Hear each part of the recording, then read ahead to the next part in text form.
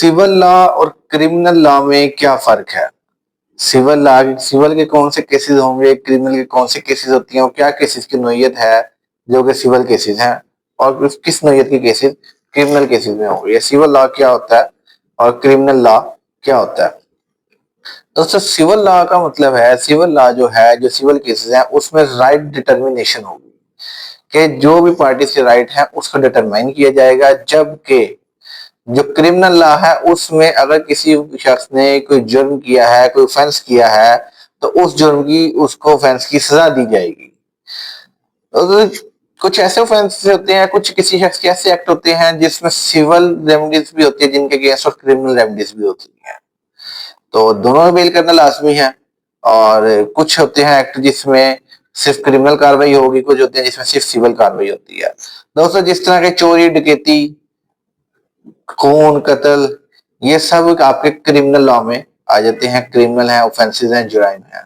जबकि civil law जो है उसमें आपकी कोई प्रॉपर्टी डिस्प्यूट है, विरासती हकूक है, प्रॉपर्टी की तकसीम के हवाले से है, तो ये जितने हैं ये आपके आ जाते हैं सिविल लॉ में।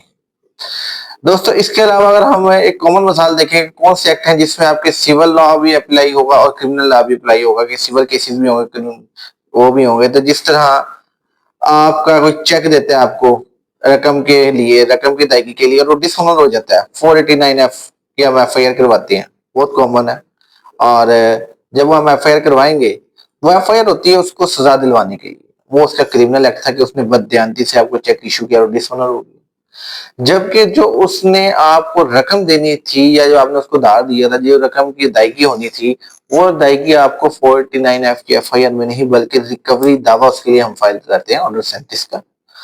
तो आपकी वहां पर उसकी राइट डिटर्मिनेशन होगी कि आपका राइट बनता है कि नहीं, आपको कितनी रकम मिलनी है, विद इंटरेस्ट मिलनी है, विदाउट इंटरेस्ट मिलनी है।